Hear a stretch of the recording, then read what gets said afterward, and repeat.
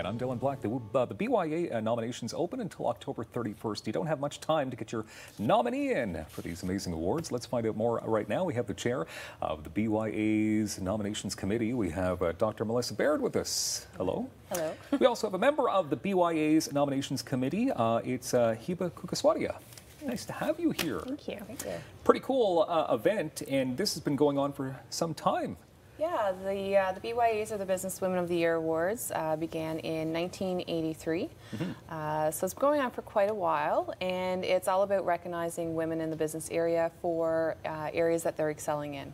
Okay, simple as that. Now, you are part of the nominations committee. Yes. You're a member. Now, can you tell me exactly what it means to be a member of this committee? Sure. So I've been a member for 2 years now. And really, as a member on the committee, I'm responsible for following up with the people who have been nominated, getting them to accept their nomination, and then recruiting people for the selection committee who ultimately determine the finalists and the winners of the BYAs. Okay, so it must be kind of exciting because you get to contact people for the first time and tell them that they're a nominee? Absolutely, yes. If they haven't heard from the nominator directly that they've been nominated, it's great to give that phone call and find out that you're the one telling them that they've actually been nominated. So, very nice. Yeah. Okay, so Melissa, can you tell me the categories? So there's 4 categories. 4. We've got organization. That could be a profit, nonprofit, could be a crown corporation. There's professional as well, so that could be your lawyers, your accountants, like someone with a professional designation would fall into that category. And then you have emerging entrepreneur, who is someone who's been in business for less than 5 years, and also established entrepreneur, which is over 5 years. Okay, so through the past 35 years, have the awards sort of shifted a little bit, gone in different directions? Yeah, they've shifted a little bit. Just within the past couple of years, we've split the entrepreneur category into 2.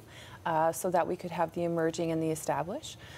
We've also changed a little bit over time what the criteria specifically were for each category. And a full description of the categories can be found on the website as well that has a lot more detail. Okay, that website, of course, the BYAs.ca. Can you tell us what the nomination process is like? Is it very intense? I wouldn't say it's intense. I mean, it's at the beginning, the nominees get an email saying that they have been nominated. At the beginning, they have to accept their nomination, and then they get an email with a form that they need to fill out. And that form has a series of questions about their body of work, demonstrating their excellence in the business community. And at that point, that's really it. After they've been selected as a finalist, then there's a whole process that follows. Okay, so somebody nominates the nominee, and then they sort of have to nominate themselves or explain themselves a little bit further. That's correct. Okay, that's in depth. That means whoever's winning these awards, well, they're really top notch. Yeah, and most women look back at the process and say that they've really enjoyed going through it, because if you think about, do we actually spend time sitting back and thinking about what we've accomplished?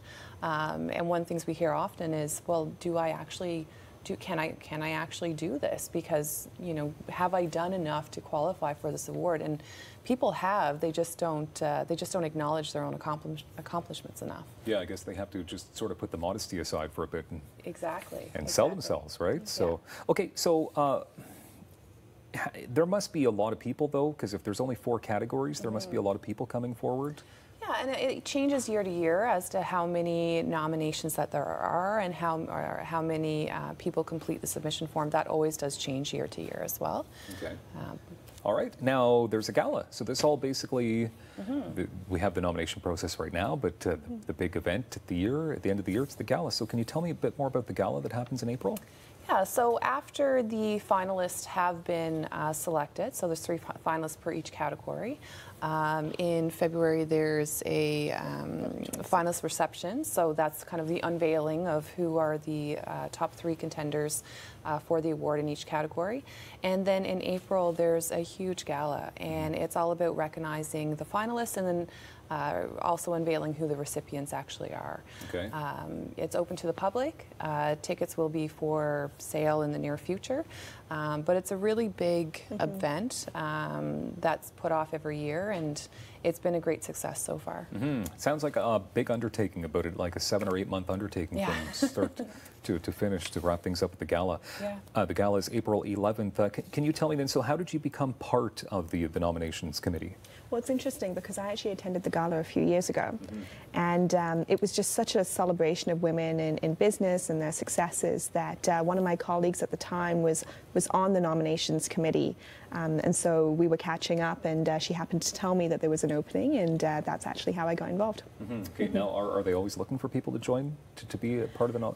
How many people are part of this committee? So right now we have about 5 people. Yeah, we have about 5 or 6 people. And then the nominations committee is run under the Women's Business Network. So the BYAs is supported by the WBN, and the nominations committee is also made up of WBN members as well. Okay, there you go. Thank you very much. Businesswoman of the Year Awards, Melissa and Hiba, thank you. Thank you. More Daytime coming up on Rogers TV.